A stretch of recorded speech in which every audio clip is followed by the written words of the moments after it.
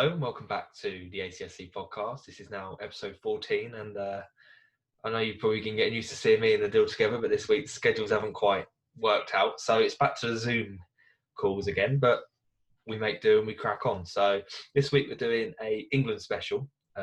We sort of talked about it slightly on Instagram Live the other day, where a few questions from Three Men in the Football podcast. Simon was asking about England, etc. And it sort of just got us thinking what our teams would be, the England setup in 2025. So 5 years from now, we've both created an 11 again. So as you say, last episode, we enjoy doing these ones. So we'll go with it. It's how Adil sets his team up, how I set my team up. We both sort of run through. There is a few differences between each team, and we've got some honourable mentions as well.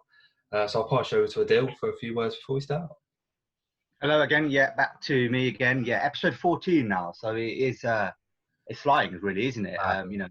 We're nearly at that magic 15 number. Yes. We really enjoy. I think we mention it a lot. We really do enjoy these 11s, these exciting. Yes. I think we've made probably about two or three now easily. We've had a Premier of the season, and we've had a World 11. Obviously now I know we're going to do an England one. It's an interesting one because we haven't actually gone specifically for a major tournament coming up. No. We've actually in 5 years, which will be 2025. And then that could be potentially the team that we think could potentially make England challenge properly in terms of images. Well, it'll be the World Cup, won't it? 2026 is actually scheduled for not the next one, but the one after. Actually, the build up for that one. Yeah. The Cup. Luckily, so yeah, exactly. It's coming home. Yeah. I'm not sure if they've announced where that World Cup is, but is that the American one? I believe it might be. I thought America, Mexico. Yeah, the American one. Yeah, but like I said, we really enjoy these ones. Unfortunately, like Charles said as well, we couldn't quite do it together, which we know it's a lot easier and it's a lot better. But like you said, the schedules didn't quite work, and it's nice to be back to our old kind of the roots yeah, exactly. Exactly. But yeah, Charles, I'll let you crack on and start with your team. I believe we have gone with a 4-3-3 for players who play FIFA like I do. It's a 4-3-3-2. So it's a CDM and then two midfielders in advance sitting ahead of it. So I'll pick off with the goalkeeper. I've gone for Dean Henderson as my number one. I believe it'll be 27/28 at the time. I don't know exact birthdays off the top of my head, but that's what going by his current age, 5 years. I can't see anyone else taking a number one shirt bar him. Pickford will be long gone by then. I don't even think Pickford will be number one now. That's I think you're in opinion with me. He's just don't get me wrong, I can't know what he's done, but Dean Henderson coming up this year at Sheffield, you've seen what he's done. He's critical. You've acclaimed for him. I've been acclaimed of him this season. I think in 5 more years, I think he'll be United number one by then. And that's my number one pick. Yeah, I've actually gone with Dean Henderson as well. Like you said, he'd probably be coming into the peak. I know goalkeepers can go on forever. I mean, some of them don't hit peak until early 30s. But Dean Henderson, like I said, will be 27, 28 around then. Already showing the maturity of, Sheffield United are a big club, with a massive fan base. And he's coming on loan as a young goalkeeper from a massive club, Manchester United. Yeah. And he's been, Sheffield United, I'm sure, would love to keep him. I don't think they probably will be able to make that permanent. There is a lot of rumours they're going to get him next year. For another potential loan, is it? Yeah. Oh, okay, well, that would be really good for him because I think he's a great goalkeeper. I know he's made a couple of mistakes, but you know what? As a young keeper he is. I actually see him already. I know Nick Pope is really performing at the moment. Yes. I do see him right now really challenging for the number one shirt. Yeah. But in terms of in a few years' time, I think he'll 100% be our. Oh, of course. So that way you just mentioned Nick Pope there. He's on my cover as my number. He'll be 33 then, I believe. Okay, but then you need a bit of experience there. But I think he's the closest rival now for him. And obviously, just to say before we carry on, there may be players coming up in the next 2-3 years that we don't even know about yet who could come along. Correct. But correct. Exactly. This is what we're going by currently of players we're seeing playing now. I'll let you kick off the right back position. Yeah, of course. Right back. I've actually gone with, now this is interesting, and don't bite my head off just yet. I have gone with Aaron Wan-Bissaka. Okay. A lot of thinking, where is Trent? And a lot might now suddenly panic. Yeah. He is in the team. Don't worry about that. I will explain, and Charles will explain as well where he will fit in. But Aaron Wan-Bissaka is a more of an established defender in terms of he's a bit rash and going forward is not as prolific as he is in defending. But he's a good defender. He's a great right back, actually. 21 at the moment, so he'll be 26, 27. 26, come 27, 26, 27, yeah, come 2025. I just think for England as well, I know with Liverpool how we play Trent and Robbo and they're very, advanced fullbacks, but we've got a player like Van Dijk who can let them do that. Even out of the centre backs, I'm going to say none of them that I've picked right now are completely brilliant right now, but they can be. I think, but both of them who I've mentioned. For me, the centre backs was the hardest position to pick. There you go, exactly. So we haven't exactly even got one that you can say like, yeah, he's established, he's a spine of the team. So that's where we're a little bit worried about. That's why I've actually gone with Aaron Bissaka because he's a bit more better at defending. Yeah. So he would be my right back in the 4. I've gone for the exact same. Wan-Bissaka. And like you said, Arnold is in my team. I think it's a position that we've had a few questions about where he would play. He's in the middle of my side, but we'll talk about that more in a bit. But Wan-Bissaka, like you're saying, is the experience. I've said it before in some of my episodes. If you're going by out-and-out fullback at defending, Wan-Bissaka is unbelievable. I think players like Zaha has come out and said he is the worst player to play against because he's like a ninja. He's everywhere. You've seen the way he plays, and he's evolving more at United, getting better and better as time goes on. And I think he will be our best right back for a long, long time. That's my right back pick as well. Okay, do you want to push over and go to the other flank and pick your left back? Yeah, I'll go for my left back. I'm going with Ben Chilwell. He's obviously the current England number 1, and I think he'll manage to keep hold of his shirt. He'll be 27, 28, I believe, going into around then. But there is a lot. Left back was very hard. Brandon Williams is an honourable mention of mine. I'll probably have him on my bench. I think at United he's kicked on very well this year. And another player I haven't managed to get in, but is Bukayo Saka of Arsenal. Obviously, a player I love. I think he's brilliant. But the only reason I haven't gone for him there is because I haven't seen enough of him in any position. He's played so many positions for Arsenal this season. He's played left wing, right wing, centre mid, left back. I don't know where his best position is yet. So I think Ben Chilwell, for stability and what he can offer, he goes my left back. Okay, no, that's fair enough. I've actually not gone with Ben Chilwell. I've actually gone with Bukayo Saka. Okay. I'll just touch on obviously why I've gone with him as well. I think on the other side, like I was saying, we've got Aaron Wan-Bissaka, who's a bit more of a reserve defender, a bit more reliable. I just don't personally like seeing 2 fullbacks. I know Ben Chilwell's very good going forward as well. I mean, he's got that goal at Watford, screamer. And he's good going forward. But Bukayo Saka, right now, I agree with you. Ben Chilwell is 100% the better player. Yeah. But in terms of ceiling and how far he can go, Bukayo Saka, it really excites me. Like you said just then, he can play every single position you can think of. I just think going forward in the long term, we have plans to play him more advanced. Yeah, exactly. So that's I right now because I see him because initially came through as a left back, and it's kind of like that's probably his like go-to. Even though in the future, like with like Trent, we're going to touch on as well. He could potentially go a bit further, but I just love the excitement in him, and I love the way he bombs forward. I don't actually think he's too bad at defending either. He's all right. He's got a lot to learn, but you can say that about Trent. Yeah, Trent's good. You see me the amount of assists, and he can still learn in defensive ways. Yeah, exactly. I have, like I said, he'll be 23, so he'll still be very young in 5 years' time. But like I say, I'm a big fan of Bukayo Saka. I think Arsenal have recently tied him down to a new contract. I think it's a long-term 5 years. Long-term contract, 5-6 years. So that's great for Arsenal. Yeah, but like I said, he's my left back.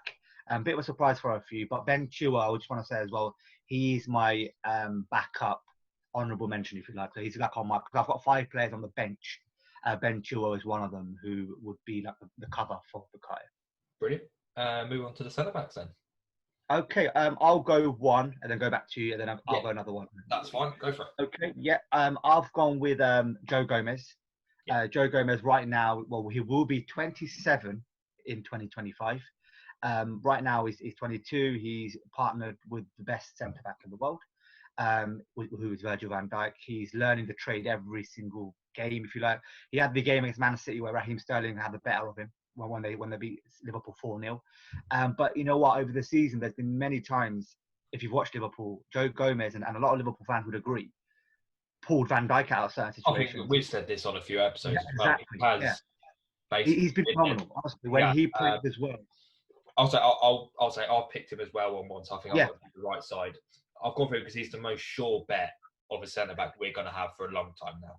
I think the problem we've got coming up is at the moment I don't see many. I would say centre backs you go, you're going to be good for a long time. Yeah. he's going to be a number one. I think Gomez has got that ability playing next to Van Dijk. He's going to learn a lot more. And I'll partnered him with, on my side, I've gone with Tomori from Chelsea. Okay, Chelsea Tomori, yeah. He'll be 27, 26, I believe, around that time. It's such a hard one. I think from what I've seen of him, he hasn't done amazingly brilliant so far. But out of the picks I could have gone with, I think he's got a lot of potential to learn under Frank at Chelsea. Chelsea are always known for having quite good defensive, John Terry, etc. I think if they get the coaching right and the players around him, I think he'll learn and he can evolve. Yeah, no, that's quite exciting. Just thinking of it, Tomori and Gomez could work. Yeah. I've actually gone with a player which many people probably have never even heard of. Is Ben White, who's actually currently on loan at Leeds United. Yeah. He's obviously a Brighton player. They've loaned him out to Leeds for a year. He is interestingly being linked with Liverpool for a whole year actually. And obviously there's potential because he goes back to Brighton. And with Dejan Lovren, who's been linked with a move away from Liverpool. Liverpool are targeting Ben White as what you're saying. But I was reading yesterday Lovren's meant to be signing a new deal now. Yeah, exactly. Now what it is, he's got 1 year left. They want to exercise another year to save value. They still want to sell him. Right. That's the reason of why they've signed an extra, are planning on getting a new contract with him. Because it saves value and you can go for an extra 5 million if you like. Yeah. So I believe he wants to leave, and I believe they might be coming out and saying, yeah, he's an important player for us, whatever it might be. I think the whole ambition of him and the team is to moving on. And like I say, interestingly, Ben White is the man that it seems like Liverpool are very interested in. And at Leeds United, he's been prominent in what looks like, I don't want to jinx it for Leeds fans, but it looks like they're very close to promotion now. Yes. Him as well as Calvin Phillips in that holding role. They've got a spine of a team, and Ben White at 20, I think he's 20 or 21 right now. Yeah, he's young. Right now, and he's such a leader in that team. He's got a good frame. I think he's about 6'2". Him and Joe Gomez. I believe he's left-footed. I'm not 100% sure. So Gomez is right-footed. It could work as a partnership. Yeah. We will see him have England caps as long as touch wood, he never has to go through any injuries as such long term. But 100% he'll be part of the England setup. Can I say he'll guarantee he'll be in England startup? No, I can't. This is what I know. Exactly, yeah. But like I said, at the moment, as an England fan, it's so exciting seeing the amount of potential we've got coming through in the advanced positions. But if there's any position I want to see some people coming through, it's centre halves. Yeah. Centre half. Yeah, exactly. I just want to touch on as well is that I haven't mentioned Harry Maguire, neither of you. Harry Maguire will be, I believe, about 31 or 32 by then. 30, 31, I think. I believe. I might be wrong. I've never liked him, and it's not like I say. I've been very critical of him. I just don't like Harry Maguire. I just don't like Harry Maguire. I don't think he's actually a great centre back, and that's a real centre back. He's too slow to be a modern centre back nowadays. Correct. The way the game's played with the forwards and the pace, if you took him back 5-10 years ago, I think it would have been outstanding. Yeah, got that knowledge there. But now the way the game's changing, I don't think he'll be able to keep up with the pace. Yeah, no, exactly. And I feel like going forward, especially with the young pace players that we're seeing in that team so far already, I just don't see him. I know it's very important. You probably sat there thinking. Don't get me wrong. I think like the last World Cup, he was phenomenal for us. Yeah, but in a back three, that was, wasn't it? Exactly. Exactly, and I don't see you that good in a back four. And they say if you're forced to play a back three, notably none of your centre backs are good enough. It's just three okay ones. Well, that's what they say, don't they? Well, yeah, you play. What do you play? Socrates. 3-4-3 now. Exactly. So when you haven't got one brilliant centre back, you'll see very often you'll go to a three, and that's what England had initially in the World Cup. They did well. But for me, Harry Maguire, I know a lot of people probably thinking, where is he? He's not even on an honourable mention for me at the moment, actually. So he misses out. But I believe, is that our back four completely? That's the back four and the keeper done, yes. So, okay. Move on to the CDM. Yeah, so this is the deep-lying player. I think we've gone with different positions here, but I will always explain that. I've gone with Declan Rice in the holding position. Declan Rice, I've just got it here as well. He will be, bear with me, 26 years old come 2025. I think he's about 21 right now. Declan Rice already captained West Ham the last couple of games. Mark has obviously been out, and they've picked up results. You know, he's showing his leadership qualities already, which is so important going forward for England, because what is quite notable in this starting 11 for me is that there's probably not many leaders, if you like, going to be in it. Yeah, if you like. So Declan Rice showing those, and in midfield is vital. I think in midfield you need to have someone who can grab you by the neck and like get back into your position. He could be that player. You know, he breaks up play so well. I mean, he reminds me of Fabinho at Liverpool, but obviously he's just still in his development. But he's been obviously linked with Manchester United. He's been linked with Chelsea. He's been linked with big teams, and I don't see him at West Ham long term, which might be good for his development. Very good defensive midfielder. I think he can be that player that will let the other two who I want to mention almost advance and play a bit free, if you like. So I've gone with Declan Rice. Okay, so I've gone with Trent Alexander-Arnold as my holding. Interesting thing, obviously, I don't know many people. Fabinho, obviously Liverpool's excited player, started as the right back at Monaco. Jardine then made the decision to move him in to that holding midfield role. Right. Okay. I do actually remember that. He did start as right back. Yeah. And I think this is where everyone said it now. It's been a lot more predominantly recently in the press is how Arnold has got the ability. Obviously, I believe he started out as a central midfielder. I believe. Yes, he did. Yeah, he did. He knows how to play it, and I think instead of having, I know his assist ability, but he can defend. I think he will get better over time. Having him in that holding midfield role, I think it's more of a box-to-box player as well. He can allow the players to get forward, but he can also, when needed, he's got that vision and that range. With the players wide we've got, him having a long ball over the top and still providing that support, I think could be so key. It could be massive for what we're doing.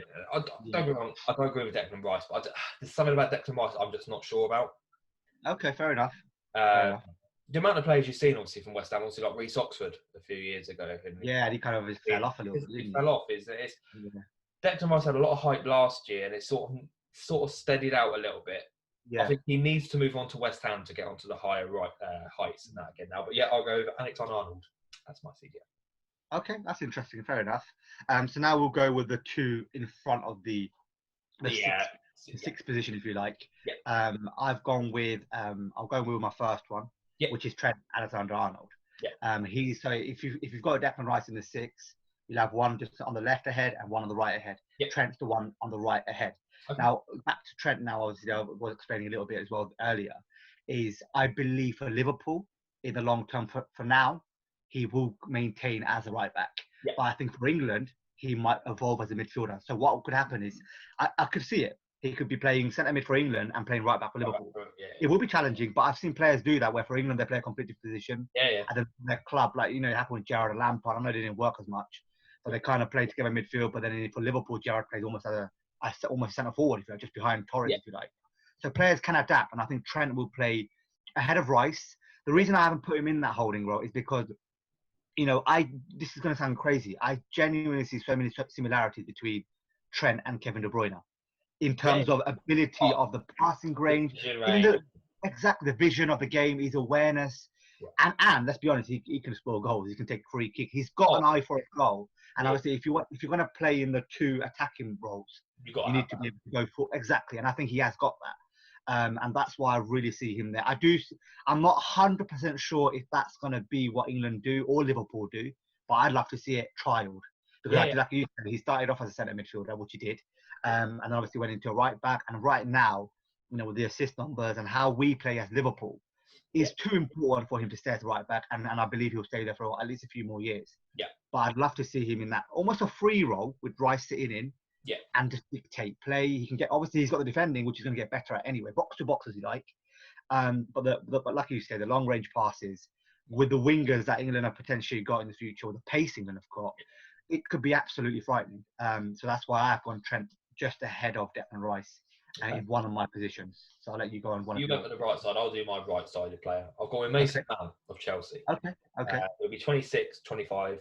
Yeah, correct. I love him. I think he's such a down-to-earth person, personality-wise as well. And his ability-wise, he's phenomenal. For what he's done this season, obviously everyone with Chelsea was saying, are they going to be able to compete? No money to spend. The young players like him, Adoyi, Abraham, they've all stepped up, and he's a sure bet to get a spot in the Chelsea lineup, even with Ziyech, etc. coming in. I think he's a big name for Chelsea, and he'll be on my right side. Okay. I'll let you go on your left side, and then I'll come back on my left side. I think we all know it's coming. Just be back. Phil Foden of Man City, the 24/25. I think this kid here, I don't need to say much more. Sorry. Yeah. Recently, since the lockdown, obviously, I don't know if you saw. I think it may have been about episode 4 or 5. It's becoming. I don't remember. I don't know what you're about to say. It's not true. It's become an ongoing theme of our podcast. Adil was very critical about him, saying he's very overrated, and since then, he sort of just hit the ground running. Yeah, he's just become good. Yeah, I think he's going to be so key in England's midfielder. Pep Guardiola didn't say what he did before. Like I said before, he's the best youngster he's ever trained for nothing. Big coming from Pep. Exactly, and I think obviously he's now I think going to start getting more and more starts at City with David Silva going. They've got a replacement many rated Phil Foden to step up. I see him as such a key player in our midfield. Dribbling wise, it's there. Goals, he's got that ability, that die-hard work rate. I think everything's there for him. Yeah, all seriousness now. I feel like he can become a very special player now. I mean, obviously, I know I said he's overrated, but I did say it back then as well that right now the hype around him, I'm not quite understanding. But the ceiling is there for him. The world is always something said. For an England perspective, it's massive. It could be great. He's actually my honourable. He's on my bench, and to even make that team now, back episode whenever it was, you wouldn't even see him on this anywhere near my team. So credit to him for performing. But yeah, he's an honourable player in my team. And I, like you said as well, I think he has got all the tools to potentially be someone very special. I haven't gone with him in that left kind of midfield position. I've gone with Mason Mount. Like you said, Mason Mount will be 25, 26. Now, interestingly as well about Mason Mount, I've not gone with Jack Grealish will be about 28, 29. Yeah. And I believe Maddison will be about 27, 28. Yeah. And them two are, you'd almost say they're peak ages for a midfielder. Yeah. However, I've gone with Mason Mount because I actually like Mason Mount out of the three. Right now, out of the three, I think Grealish is the best one personally. But Mason Mount, like you said, his attitude towards the game, his discipline. If you see the way he plays the game, gets on with it. He's not very doesn't kick up a fuss. He's even in a training ground. Frank Lampard's talking about him all the time, saying how he had him at Derby on loan, and then I think the big thing also, like, where you're going about Lampard. I think with Lampard as your coach, you're talking out probably one of the best midfielders in the history of England. Yeah, exactly. You've got arguably, if not the greatest, I'll say one of the greatest attacking midfielders we've had. Yeah, and he's the one that's going to be guiding you how to get better and better. You're going to pick up on things, and I think that is where that coaching is going to become so critical thing with Lampard. Absolutely. In fact, it's vital. It's so important because I do see almost similarities in terms. I know Lampard was very much a box to box. He was one of the best box to box players I've seen in Premier League history. I really can say that. Yeah. Mount is a bit more of an advanced, almost like a number 10. Yeah. But I do see similarities. He's got the attitude. He's always in and around that box to pick up that. He's always around it, and when he finishes, if you see some of the goals he scores, looks so easy. And I'll be honest with you. I mean, I've spoken to many people about this as well. I love Mason Mount. I think his attitude is incredible. Lot to learn. Don't get me wrong. Right now, he's still a young boy. He's still only 20 now. Yeah. Like we say as well, we keep saying this. We wish no apologies. Obviously, in the long term, a lot of England players have had a lot of injuries that have changed their careers. Jack Wilshere, notably, he could have been probably the best player we've ever had. Could have been. Honestly, could have been. It would have been a classic for sure. 100%. That's what I'm saying. Exactly. And we've been so unfortunate. Michael Owen had long-term injuries, and he could have gone on. I know he was brilliant anyway. So I don't wish any injuries on these players. But if Mason Mount could stay fit, if Mason Mount could prominently play in Frank Lampard's Chelsea team, he will be in that starting 11 for England. And I can say that with almost a certainty. I would really rate him. So my middle three is Rice, Trent, Mount, and yours is Trent, Foden, and Mount, isn't it? Yes. Okay, so we'll start. Should we go? So we've gone 2 wingers and a striker. Striker, yeah. Okay, so do you want to start with one of the wingers? I will go with the left winger. Okay. I'm playing Marcus Rashford, left wing. Okay. He'll be 26, 27 then. It's a big one to play him on the left, but there's 2 names I've got as a striker that I think will get ahead of him just, so I can't not have him in the team. I think this season he's kicked on again and again, and he just looks phenomenal. Playing that United team, which is only getting better, I hate to say it. It's only getting stronger and stronger. Yeah, no, I totally agree. And in an England show, you can't deny his performances. He's been good. He's getting better and better. He'll get better with time, so I'll have him there. Sterling is my backup, honourable mention. He'll be 30/29 going into this World Cup. Okay. So he's your honourable mention left wing. He will be in that team. I think he'll be a very crucial player for the next 2-3 years at least. There's no denying that. But I just think with its time, Rashford's got a lot more ceiling to hit yet before. Okay. Yeah, no, that's fair enough. I've actually had a change of heart. We actually made we had a discussion just before the starting 11, and we ran it through. I know it's very last minute, but I've had a change of mind. Okay. I've got a left wing, Marcus Rashford. Okay. Initially, it was going to be Raheem Sterling, and I was going to have Raheem Sterling on the right side, and I was going to have someone I'll mention in a second on the left side. However, I'm going with you, and I'm going to go Marcus Rashford off the left wing. Personally, like you said, Marcus Rashford will be, how old would he be, 27 or so? 26, that's 27. Exactly. So like you said as well, personally, I actually do think his best position, and this is arguable and very debatable. A lot of people say he's a striker. I actually do think he's most dangerous. He's on the wing. He's got the pace. With the pace, the dribbling. Yeah. I actually don't think he's that dead ball, one-on-one with the keeper. When he's one-on-one with the keeper, you don't always think he's going to put it this way. For example, I don't know, let's say someone like Jamie Vardy, for example. I know he's a proper number 9. But when he's one-on-one with the keeper, you think, he's going to take it around the keeper. Oh, here we go. Exactly. When Rashford, I know he's still a young boy, he's still only 21, 22 right now. 22, I believe it might be.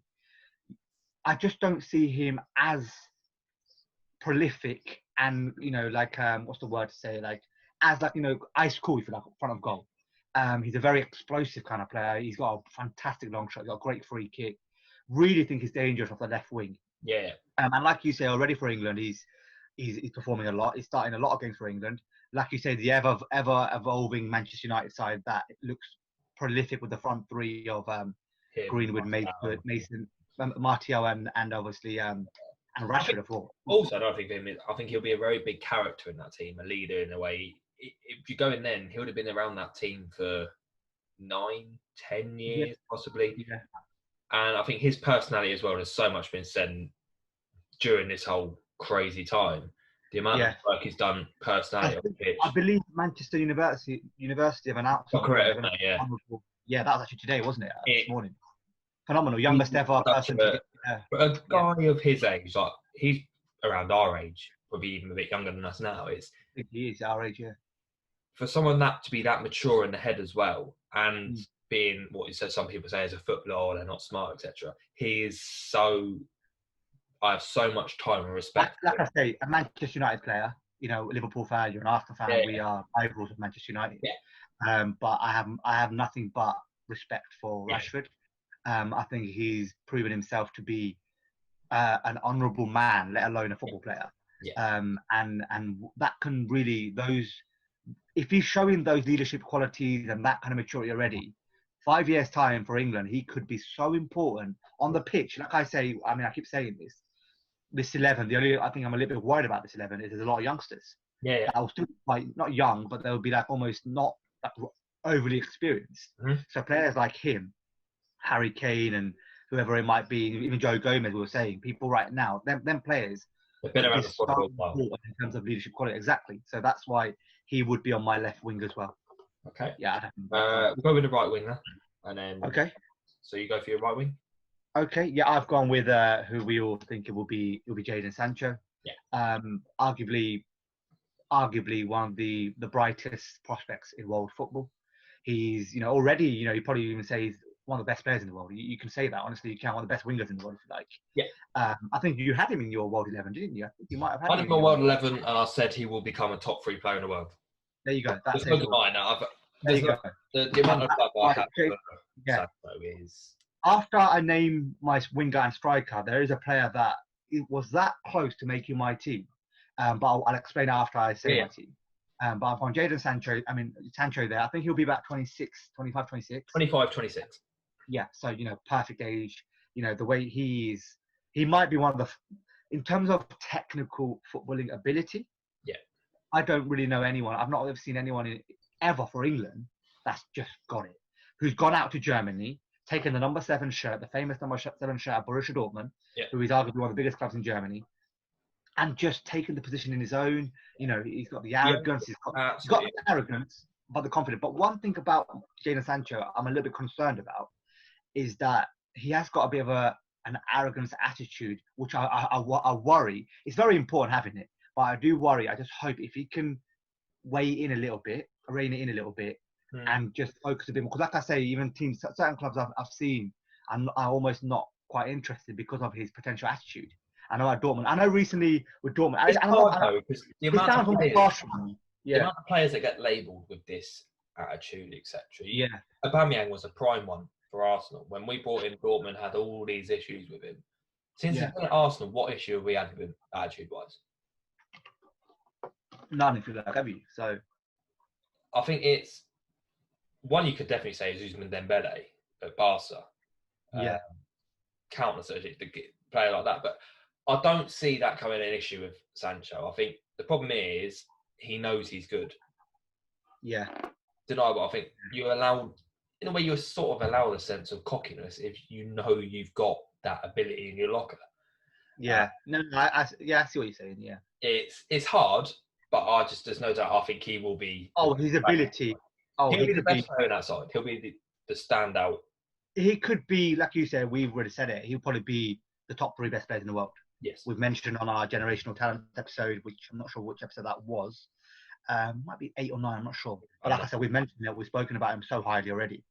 But like you say, I think he will. Don't get me wrong. I've just touched on his attitude there, but he will. It's a shoo-in. Honestly, a shoo-in. In that England side. Is that your right winger as well? Then. Yeah. My honourable mention for that is Callum Hudson-Odoi. Okay. He will be around the side. There's no denying. I think he's got bags of ability as well. Yeah. Him and he could even play on the left, because I remember the game when he come on the left and Sancho was on the right. We just absolutely pummeled the back line with them two running at them with the ability they've got. But there's no way you can't not have Sancho starting. Yeah, so Sancho and Rashford as our wingers. And on a striker, I'll let you touch on your number 9. Okay. So I've gone with Harry Kane starting. He'll be, I believe, 31. 31, yeah. But is there a man that I can't? England shirt, I love him. Always will. I think he is. Yeah. And I think you'll be wearing a Tottenham shirt as well. Here we go. Yeah. But no, for what he does for England is arguably, you could say at the back end of the last World Cup, he was phenomenal in the group stage and did nothing in the knockouts, but he still got Golden Boot from that. I think he was the last winner of the Golden Boot since Lineker, I believe, at a World Cup for England. For an England player, was it? Yeah. I believe. Okay. But I think more than anything, for the record, he'll break the England goal scoring record. He'll break Rooney. His record, I can't believe. I'm sure he's already that 3rd or 4th already. Yeah, I think he's something like 5th or 6th already, and he's what, 24? He's 24, 25 right now. Rooney only retired from England, what, 3 years ago? 2-3 years ago? So the world is his oyster in an England shirt. I think he'll be my captain still. He's captain now. I think I'll still have him just for the ability-wise of what his name is. He's a shoo-in that side as well. Like you say, you're going by the ice coolness. Kane's a traditional striker, in my opinion. He's a Shearer-type striker. You get the ball to him, his eye is, I'm not going to do 4 or 5 step-overs. I'm going past you, and I'm going to fucking break the net. That's the type of player I see him as. Yeah. I have to have him there. Yeah, no, fair enough. I've gone with Harry Kane as well. I was debating something else, and I'll explain once I've said Harry Kane in my starting 11. Like you said, he's 20. I think he's 25 right now, and he's already England captain. And that already says so much, because right now that already shows leadership qualities. Yeah. If you look at Harry Kane, you almost look at him and think he doesn't look like a 25-year-old. He almost looks a lot older. Yeah. But that's a credit to his maturity, and it's credit to his personality, if you like. Yeah. And in terms of ability, like I was saying earlier, about Rashford, coming front of goal. Harry Kane's that guy, front of goal. I can close my eyes, and I'm sure he could put it away. And not just about a striker. I've seen him drop in, pick the ball up, look wide for Spurs or even for England. He's not always just staying up there. He likes to just drift in, come in, and then kind of like help the midfielders, if you like. I was, like I said, he will be 30-31. I was contemplating something else, but like I say, because of leadership qualities in the team, you need three or four of them in that leaders in the team. I think another thing with Kane is his determination. You look at the amount of injuries that you would say are 4-5 month injuries. He's back within 8 weeks. Yeah, and back and then scoring again. Yeah, so, yeah. Like, I think last season everyone ruled him out, and he was back. His determination and his work ability is nothing to do. It's almost like Ronaldo-esque, and Messi with that determination of I'm going to get myself back. That determination that not many do have, in all fairness. No, that's something I can't deny. Like I said, I'll always hate him in a Spurs shirt. No denying it. But put him in English shirt, put him in a Spurs shirt is phenomenal. Yeah, no, I will. Just like I said, I think that's our team concluded. I'll just run through mine, or you can run through yours. I think I went with so Dean Henderson. I had Aaron Wan-Bissaka right back, Gomez and Ben White as centre backs. I had left back as Bukayo Saka. I had Declan Rice as a holding, Trent Alexander-Arnold and Mason Mount just further ahead. Wingers, I've gone Rashford and Sancho, and my number 9 is Harry Kane. I'll let you run through yours, and then I just want to touch quickly on what I was going to say earlier. Yeah, well, I've got a player. I'll just quickly mention it. Is Mason Greenwood was very, very close. Yeah. Okay. In fact, that's what I want to touch on in a second. Yeah, that's brilliant. Do you want to run through your 11? Yeah, so I've got Dean Henderson in goal, Wan-Bissaka at right back. My full-backs are Tomori and Joe Gomez. Ben Chilwell starting at left back. Arnold in the holding midfield role with Mount and Foden above him. Sancho and Rashford wide with Harry Kane on top. Okay, so there's a couple of changes, but that's, you know what, we've got 7-8 players that are very... Well, if it is on in the episode, I'll have a nice little diagram to display the teams as well. There you go. That's brilliant, Charles. You're the man for that sort of stuff. But yeah, like I was going to say as well, I was that close leaving at Harry Kane. I was going to out. He was going to be my backup. Well, you know what? Mason Greenwood, I was going to play, and I'm obviously, like I say, it's not, I've got him on my team now, it's done. Yeah. I was going to have Sancho left wing, Rashford up front, and Mason Greenwood right wing. The only reason I've not put him in my 11 is, like I said earlier, I don't think Marcus Rashford has got the absolute number 9 instinct. Like I said, he's better on the wing, and Harry Kane obviously has. But Mason Greenwood, watching him play, especially since lockdown, the goal against Aston Villa when Reina didn't even move really, he has got the ability to genuinely become one of the best players in the world. That I can say that. The only reason also I didn't start him is the same opinion why I didn't go for Saka. Is I haven't seen enough of him yet. Don't get and he'll be 23. 23. He will be special. I don't think he's got even cap yet, has he? No, he hasn't, has he? No, but I don't want to be critical and say after 5-10 good games, you're going to be the next best thing. You see it so often. No, I fully see that. In fact, that's a good way of looking at it. And that's why I think you've got in a certain is that when you've got a player like Harry Kane, you can't ignore him. Yeah. How important it's going to be. He will be. Yeah, that's exactly why I've sat on and contemplated, and I thought. And you go in it as a player who I see is going to be the top scorer in England history. You can't not, while he's fit enough to play, you can't not play. No, that's absolutely fair enough. Exactly what I've gone with him as well. Mason Greenwood, obviously, an honourable mention. I'll just run through the honourable mention sub players I had. Obviously, Ben Chilwell, who's obviously made your team. Phil Foden, who obviously made your team. James Maddison over Grealish. Just because again, Maddison as well. I had him over Grealish only because, even like I said, even though I think Grealish is better right now, Maddison's got the potential to go slightly further. And obviously, like I say, in a few years' time, he could be there. I've also gone with Raheem Sterling, obviously, who was going to make my 11, and now he's going to be a backup. Mason Greenwood, who I think is going to be absolutely phenomenal. And then the last one I've gone with is Dominic Calvert-Lewin. Calvert-Lewin will be 27, 28. I know you're looking at me now thinking, how on earth you call that? Dominic Calvert-Lewin is a player over the last couple... You've actually left the screen. You're that disgusted. Oh, I don't know. Dominic Calvert-Lewin is a player who, for the last couple of years, people are saying, has he got enough quality to be a proper striker? But what I think especially this season, I think that means there's about 15, 16 goals in the league this season. Working under one of the greatest managers in the history of the game. There's no doubt about that. I just don't think as a number 9 striker, apart from Harry Kane, I don't think Rashford is a number 9. I don't think Mason Greenwood is a number 9. Apart from that, we don't really have. Like, think about it. If Kane got injured, let's say for example, touch wood, he never gets injured, especially long term. Which striker have we got that can be straight and go? No, in 5 years' time. In 5 years' time. 5 years' time, yeah. But That's the thing why is, it can change so quick. Like, one thing I have noticed for England at the moment is the amount of good quality youth players in the 4 positions we're rigging through. There's going to be a never-ending cycle of these coming through. And that's why it's so hard for me to think, have a look. He's not exactly young now. No, he's 22 right now, so yeah. Realistically, where at the moment, I don't see him getting anywhere near the England side. If you're going to call anyone up at the moment, it'll be Danny Ings. Yeah.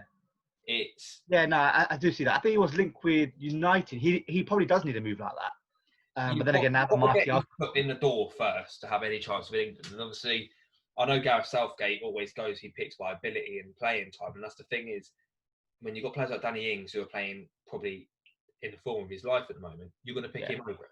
Yeah, and that's the reason. So, like I said, Gareth Southgate there, who would be your manager in 2025? 5 years' time, I think it will remain as Gareth. Yes. I think Gareth's he's come into the job with in terms of a lot of experience. I know he managed Middlesbrough. I'm not going to lie, when he was appointed, I was not happy. I must admit, I was even calling out for Eddie Howe, who obviously now you can see the drop off. We've obviously mentioned already how it's stagnated. Like I said, when it was a point, I was like, "What the hell are we doing?" I was like, "Where are we planning on going?" And exactly, I'm exactly the same. And I was just thinking, the job. I was very disheartened by that decision. Yeah. Obviously, I was going to back the man, and I was going to back the decision. Yeah. But I just felt a bit like, well, there's no ambition here from the England FA, if you like. But the World Cup showing, which was so important, and not just that, just the way you see England play now. It's not the old boring 4-5-1 long ball. Yeah. 1-0, be very defensive, be very compact. It's not that England. It's the England that go be yourself, go be exciting. Yeah. And Gareth has installed that into England, and he deserves a lot of credit for that. Gareth Southgate is still a young manager. 100% he can be our manager as long as we don't have a awful, say for example, Euros or the next World Cup where we go out in the group. This is the hard thing though. What would you class as a bad? Because I think the problem is we've just raised our expectations as a nation. Well, in the next 2 major competition, which is the Euros, which is now been pushed back until next year, and then the World Cup. We need to at least. I would say at least quarterfinals. And that would be with the squad we've got going to that Euros semis. There you go. Exactly. And if we get knocked out in the groups or round of 16, then questions will be asked, and rightfully so, because there are enough young managers out there who play the way England got the players. There's managers out there. I was just thinking about it more than anything. You know who I would like to see eventually? Lampard. England manager. Yeah. That's the thing. Lampard link. I saw. If you've seen the favour for the next England manager, Steven Gerrard. See, I saw that, but then the way Rangers play, I'm not sure if he'd be the right. But to me, someone like he could work, but Lampard, to me, I think when he's a bit older and he's done at Chelsea and that, he'll be a perfect. That'll be at least. It's got to be at least. You're looking at least 7-8 years at least. Unless Chelsea obviously have a reputation of getting rid of their managers. Exactly. But at the moment, I just hope he grows, and what he's done at Chelsea, like you said, what we've said about before. Is that he's with no budget, lost their talisman in Hazard, and they look like they're going to make the top 4 places. And I think for me, he'll have a lot of the English players: Tomori, Mount, exactly. Maybe Houghton-Odoi potentially. A lot of them are already. He knows what they're like, and I think that's a good thing there. Yeah, I think, like you say, that could potentially happen. Like I said, for now, Gareth fully deserves the 100%. There's no doubt about that. He's earned that. He will bring it home. I'm not saying it anymore. You know what? I've got this time World Cup. And then, but like I say, semi-final, we did so well. But the benchmark has been set. And it has, massively. It has. And I'll touch on it a little bit. For my opinion, I've always loved international football. Watching it's so good to see so many people behind international football again, actually getting behind England. Is the atmosphere, nothing beats in international football. Like going around in the summer. Amazing atmosphere to be part of when England are doing well.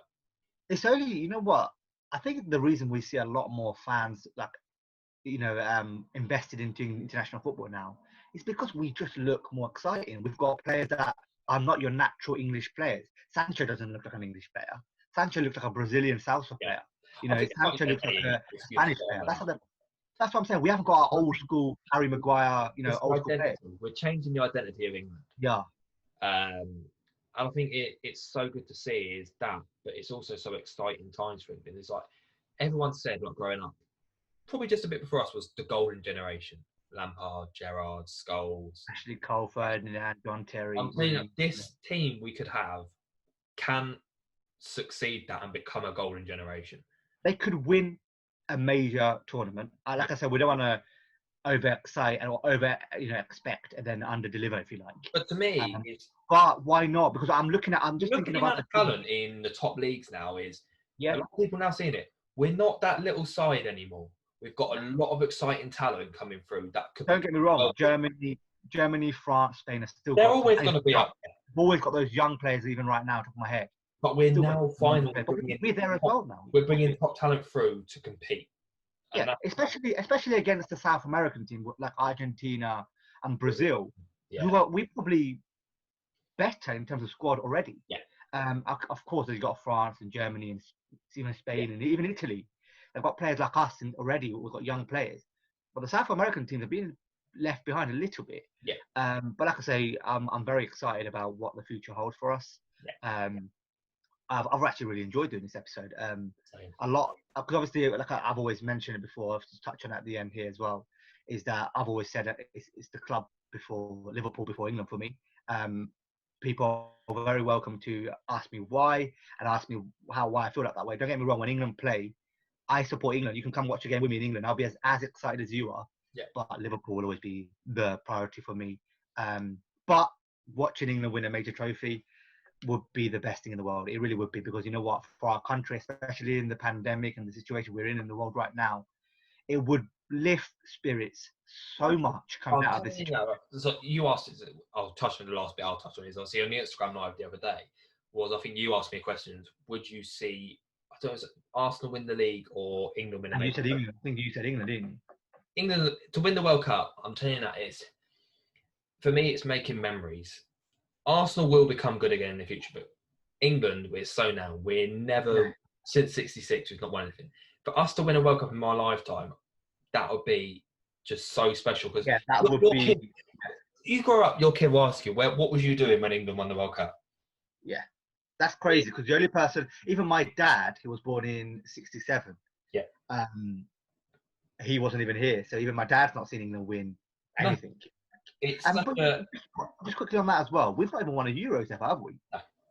So even just that. But we're saying if we're meant to be the creators of football and the founders of football, I just want to see us win something. That will make me happy. Yeah. No, it would be, like I say, it would change. It could potentially unite the country like never before.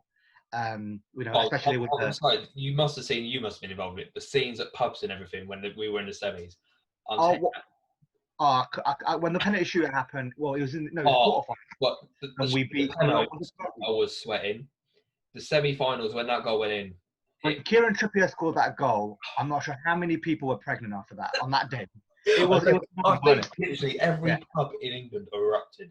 And I remember the scene, like the beers and all the big flying up. That's what's so special. It's such a good atmosphere, and that's what it's been. I just think as well, especially in the situation with the Black Lives Matter movement and the getting together as a community and the culture community, and especially if you look at the England team, there's a lot of black players, there's a lot of English white players that if we're going to win something, they need to unite and win. So if England deliver a major trophy instantly, like for example with Liverpool, for example, Mo Salah, for example, Muslim player, done so much for the club now, and what he's done in Liverpool is dropped the racism levels, and in terms of people like just accepting and appreciating like Muslim people and not being as racist, but because of one player. Imagine a whole nation winning a World Cup. It could unite us all. Exactly. And something like that could be very important. And that's just from a perspective of maybe not a football perspective. Yeah. But like we said, football is like the most important of the least important things, as we've said before. But that would be something that could be really special. And we can see it happening. Looking at that team, your team, my team, it could challenge. Of course it can challenge. We'd love to see players like, the players like Jude Bellingham, who's obviously 17, potentially signing for Borussia Dortmund. These players could quickly shoot on the scene. Jadon Sancho, if we did this 2-3 years ago, we wouldn't have Jadon Sancho. We don't know who he is, and to know that suddenly he will be the best player in that team, Players can shoot up that system so quickly, and that's the best thing about it. Yeah. But yeah, I think that's the best thing about it. I think we'll wrap this one up for this week. Obviously. Yeah, of course.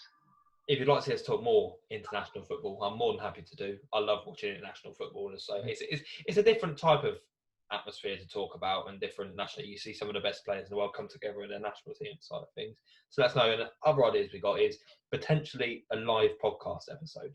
It's an idea we're sort of toyed with. On like an Insta live, isn't it? Yeah. In a way like that. So it probably may be like a Zoom or so. I don't know how we'll do it. We'll find a way of doing it live. Let us know what you think of that, and that way you can sort of tune in with us, ask us questions on the podcast. To be honest, thinking that, Charles, as well, probably the easiest, top of my head, I think Insta Live can go on for an hour, is it? I'm not sure. So even that, and I know we get a bit of interaction on Insta Live, don't we? Yeah. So we can potentially do a topic on Insta Live, and then have the questions and literally interact with our fans and our listeners, if you like, not fans. We're not flipping celebrities. So let us know how you feel about that. But you hit us over on Instagram. I'll probably have it on the screen now as I'm talking. Our socials will pop up, our Instagram, Facebook, Twitter. Hit us up on them. That's the best way to get hold of us. We've just done our 500 follower giveaway, which was announced I think it was Saturday we done it. Imi, congratulations. Imi Chambers won the shirt. Congratulations. So we're on 600 now, which is incredible already. As soon as we get to 1,000, there'll be another giveaway. Don't know what the prize will be yet, but that is it. 1,000, there'll be another chance to win an item from us. But like I was saying, thank you all for the support, and we'll see you guys next week. Take care. Bye-bye.